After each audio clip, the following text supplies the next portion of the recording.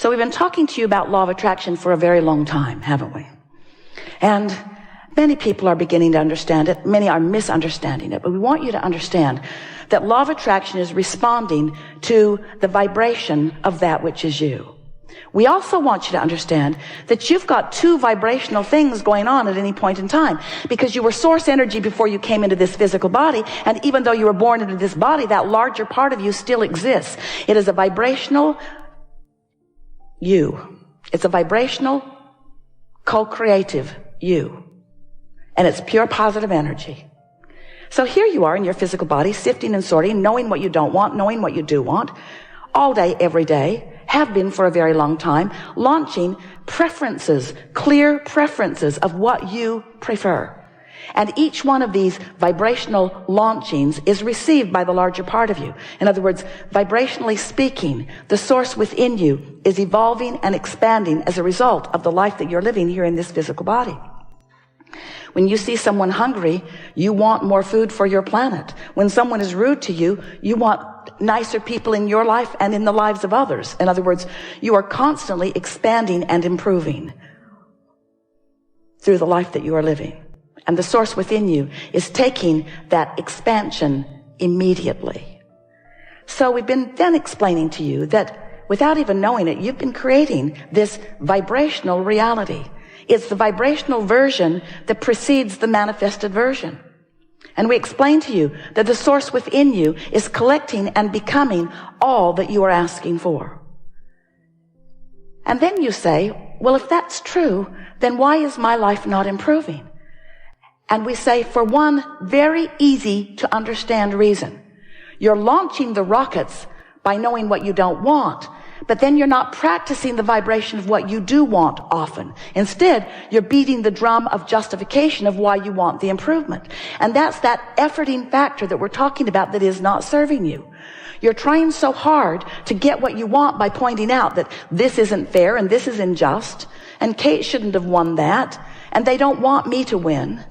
In other words, as you feel the unfairness and then you stand in the justification, because there's a part of you that knows, you innately understand that you are supposed to be winning. You are supposed to be feeling good. And when you're not, you understand that there's something wrong, and then you go about trying to explain why it's wrong and how long it's been wrong and what's really wrong about it and how others agree with you that it is wrong.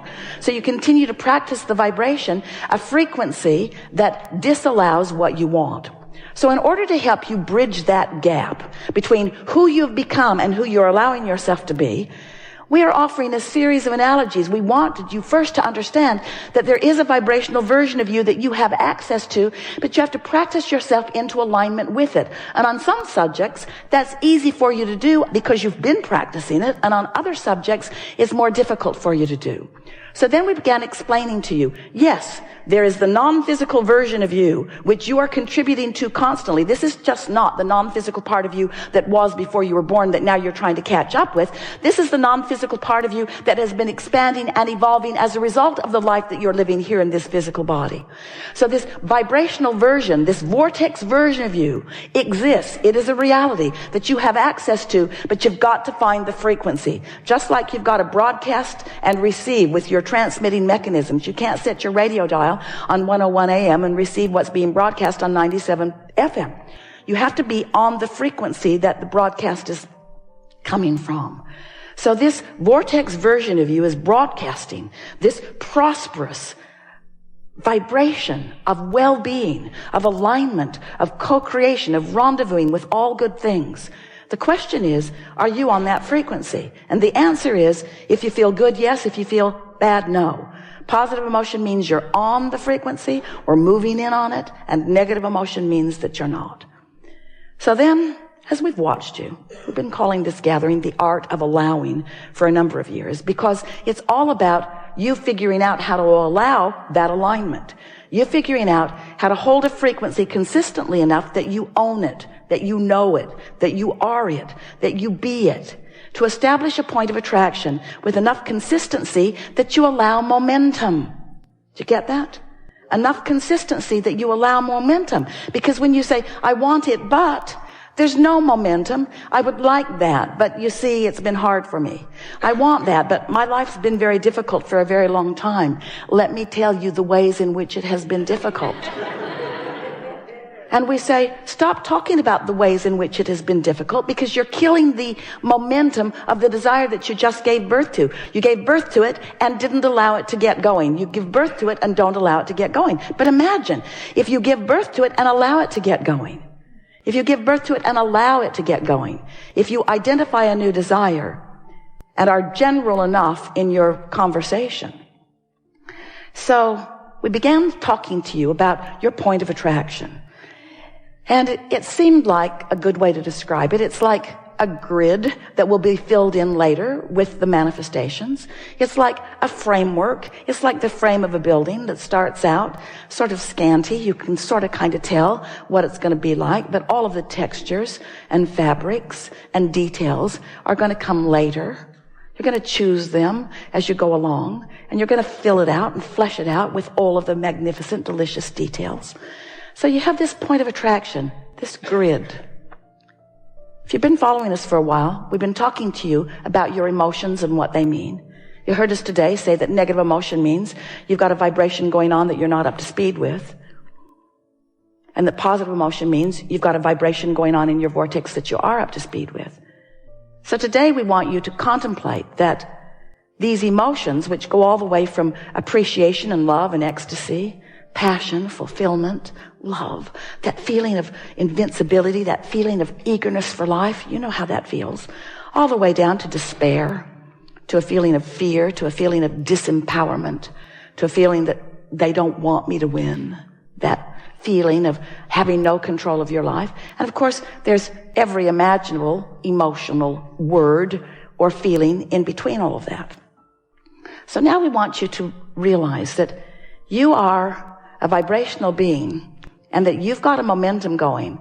So we'd like you to envision this spinning disc, this pure, positive energy disc, this high-flying, good-feeling point of attraction that somehow, some way, you've managed to get on. And we want to say to you, it's pretty easy first thing in the day before something happens, before you read your email, or before you see another person who is irritating, or before you start remembering what went wrong yesterday. In other words, you can get on that high-flying disc pretty easily because you wake up there. And if you don't do that thing you usually do that causes you to choose a lower disc, then there you fly for a little while. And we want you to just speculate the kinds of magnificent things that you have incrementally put into your vortex of creation that will now flow seamlessly, effortlessly, quickly, through the path of least resistance into your spinning grid, into that high-flying, good-feeling grid. Esther's been having a lot of fun with this visual because she's discovered that if she cares about getting on it, she most always does. And if she cares about staying on it, then she's mindful of the 17-second scenarios that might take her from it. And she's also become really good at what we were offering to you earlier about if she's falling and the momentum is strong, don't beat up on Esther about it. Don't beat up on yourself. Just take the fall and set forth the intention that tomorrow you're going to get back on it. So if every morning you decide you're going to get on it, first couple of days you probably won't make it to breakfast before something takes you from it. But eventually, it's where the momentum of that which is you feels most natural. It's just pretty easy to stay there, especially when you realize that by staying general, you don't challenge it, you don't risk anything. And that if you do fall off, it's no big deal. You can get back on it tomorrow. So last week, Esther announced to us, Abraham, I refuse to accept that I have to wait till tomorrow morning to get back on the disc. Because I like being on it so much. And I'm clearly not on it right now. For all of the obvious reasons, because you saw what happened. It was wrong what they said, what they did, how it turned out. Wrong. But I refuse to accept that I have to wait clear until tomorrow morning to get back on it. I'm going to meditate and clear my mind. Worked really good. I'm going to find some way of distracting myself. I'm going to find a way of slowing the momentum of unwanted things while I speed the momentum of wanted things. And this is the last piece of this opening that we want you to hear from us. Make no effort at slowing negative momentum, because it just speeds it. Because this is a universe of inclusion. There's no exclusion. It's all about attraction. So when you're not going to think about that thing that you're thinking about, then you're thinking about that thing you're not going to think about. And as you're thinking about that thing you're not going to think about, you're thinking about that thing you're not going to think about. And the momentum is getting stronger and stronger and stronger. And you're feeling worse and worse and worse and getting all animated about the injustice of what you're feeling. They just don't want me to win, you exclaim. And we want you to understand that it's all about what you're doing. And when it doesn't feel good, just lay as low as you can lay, as fast as you can do it. So rather than trying to stop negative momentum, your work, this is your assignment for the rest of your life. We never give homework, but today we're going to. Find ways to get positive momentum going. That's it. That's your work.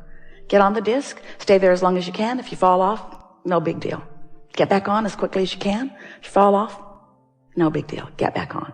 Until what will begin to happen is you'll have enough positive momentum that you'll begin feeling what the true power of influence is that we've been talking about. If you're having a no good, very bad day, Esther will say, clearly, I'm on the ornery disc. And I can tell I'm on there because there's ornery people all around me. Or I'm on the defensive disc. And your tendency, Esther's too, is to want to blame the other ornery people. Because if they weren't there with her and being ornery, she'd feel a lot better. But we want her and all of you to understand, she met them there. She met them there. It's like going to the ornery meeting. Where's the ornery meeting? Where's the ornery meeting? I want to meet new ornery friends. Like to be flipped off by different people in traffic today than usual. So when you begin to accept that you chose the disc and that they just met you there, it sort of takes the sting out of what they're doing, what it feels like they're doing to you, especially when you begin to accept that you have the choice of what disc you're on. And today, we think you understand it more clearly than ever before. That you have a choice of what disc you get on. And the earlier you choose it, the better chance you have of choosing the one you mean to choose.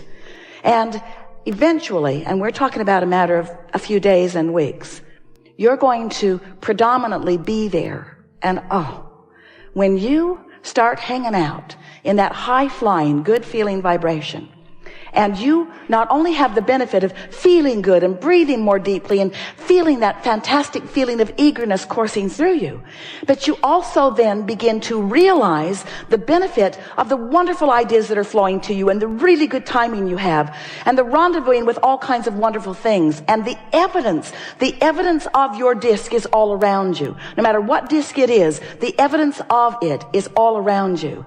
Then you'll begin to understand the invincible you. You'll begin to understand that you are the creator of your own reality. You'll begin to understand you always have been and you always will be, but you'll begin to exercise more deliberate control. And you'll find yourself, this is the biggest benefit of all. You'll find yourself not spending all of that time, how much time you can spend, trying to explain something to somebody who's not on your disc. Have you ever been flying high and somebody else isn't and you're trying to explain to them? They don't get it, do they? So you just crawl right down on their disc with them so that they can understand it. And then, are you ever mad at them that you're down there on that disc with them? You'll get so much time back because you begin to understand that it's not a language barrier. It's not a cultural barrier. It's a vibrational barrier. Stop trying to explain stuff to people that they have no way of understanding. Instead, pick your disc, rendezvous with those that do understand, and have a really good time.